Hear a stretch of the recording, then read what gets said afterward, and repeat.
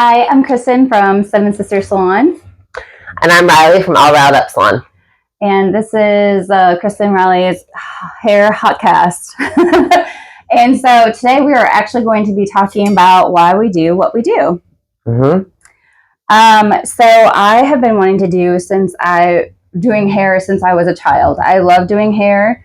And basically, since I was a little girl, I mean, my first client was my baby dolls and Barbie dolls and all that kind of stuff. Oh, dude. Yeah. All my Barbies were ugly Barbie. Yes. from what, the movie Barbie? Uh-huh. Right. And my mom would get so pissed. I remember when I told my mom that's what I wanted to do for a living, and she wasn't surprised, to say the least. I also thought about being a kindergarten teacher and a flight attendant, but God, kindergarten teacher. I can see that. Yeah, but then I think flight attendant also. You would be so good at that. Right. Here's how you use the seatbelt. Yeah. But long story short, I feel like I don't know. I feel like we're all created with a purpose, and I think that was always my number one calling in life, was to do hair. And I'm not really good at a lot of things, but I think that is I've been doing it for almost 20 years now, and I think that is the most consistent passion in my life. Like, I would literally do it for free if my husband was like, or if we won the lottery. If I would still charge, but it would be like I would donate it to women's shelter or to organizations. Like, legit, that's exactly what I would do. I've always said if I won the lottery, I would still do hair, but like only 2 days a week for my favorite clients. Right. You know who you are. Right. Exactly. The rest of you.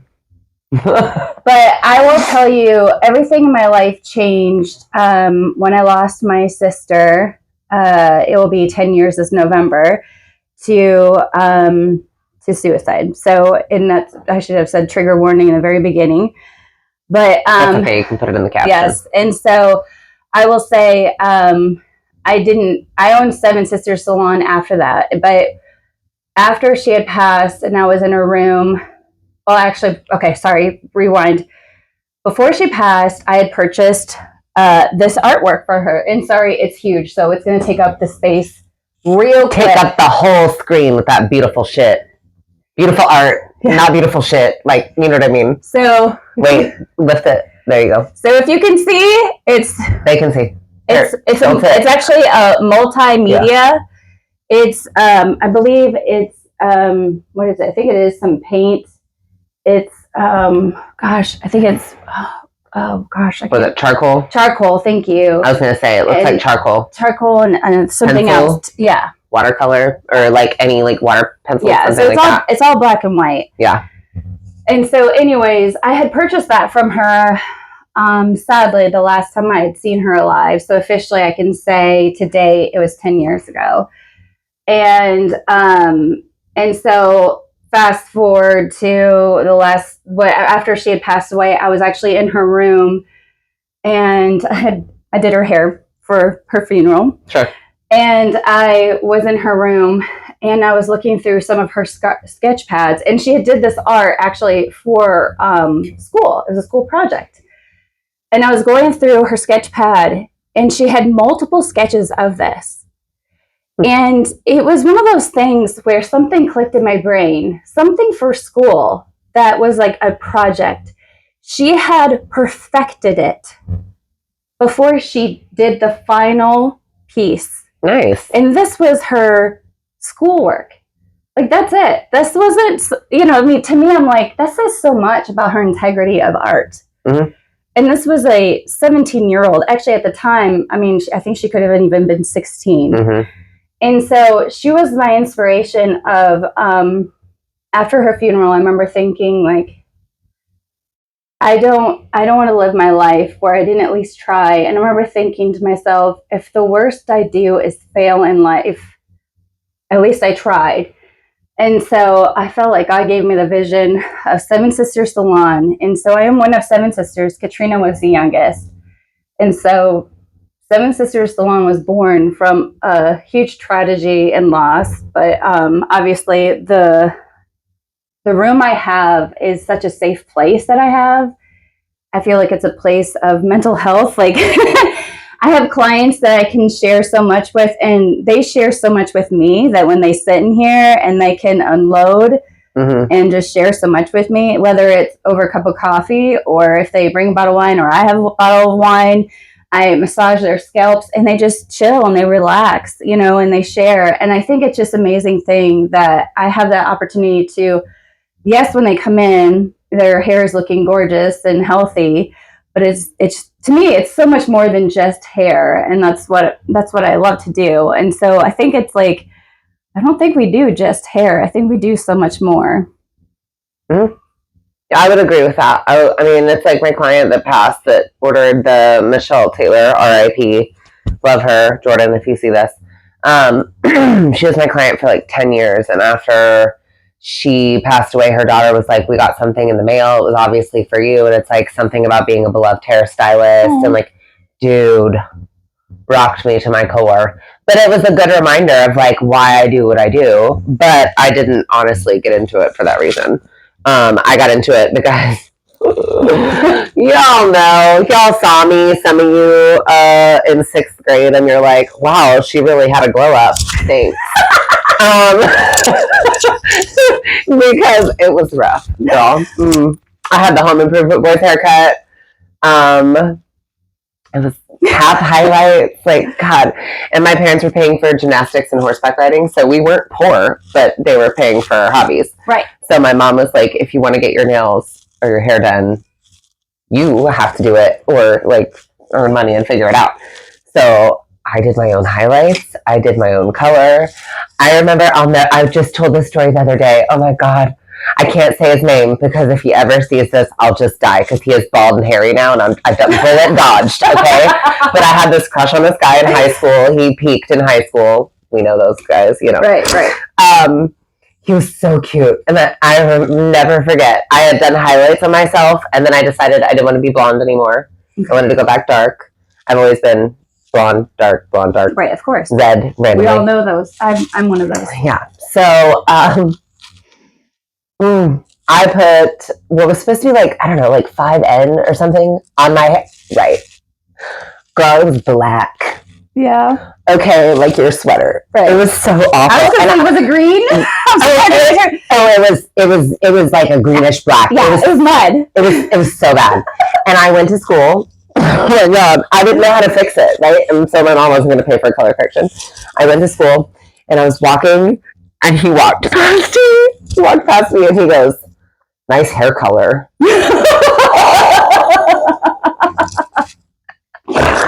Dude, I was like, okay.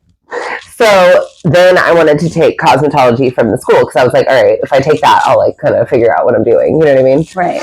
It was always full because it was the easy class that people could take to get graduated or whatever. So, but I told my parents, I was like, once I figured it out, I was good at it. I was doing my mom's hair when I was in high school. Like my, like by the end of high school, I probably had like 7 clients. You know what I mean? Good for you. I did people's hair for like prom, whatever. But that's fine.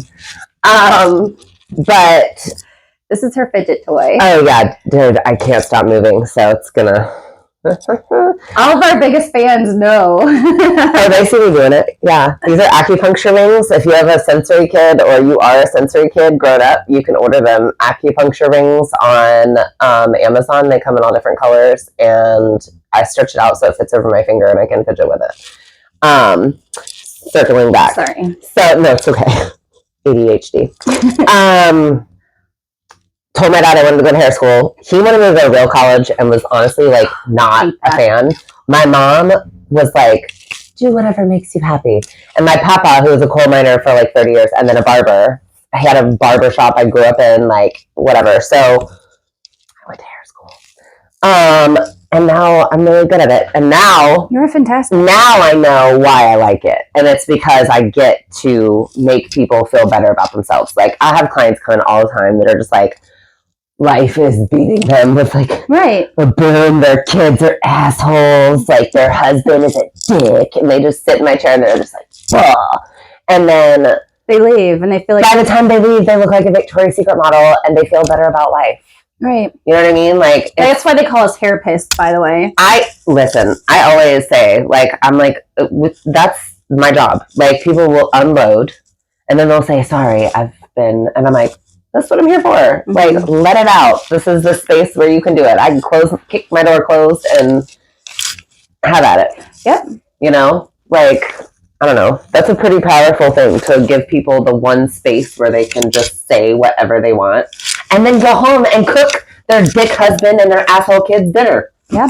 And feel better about it because they got to say it. Yeah. Sometimes that's all you need to do. Right. It just doesn't make it true. Although some of them, man, I don't know how they're still married. But, you know, for the most part, I feel like you just need to... You just have to unload. Sometimes you just have to unload. It's a safe place, too. Yeah. It helps. It 100%. helps. But I think it's a blessing that we get to do what we do. And plus, if you think about it, not every career do you get to just touch people. You know, could you imagine... Dude, like walk up to people and just touch them? Listen, I had to learn to ask to touch people's hair because I'm bad about that in public. Like, I'm in downtown Duluth all the time, and I'll see somebody's hair and be like, oh my God, I love your hair. Can I touch it? You're like, no. Right.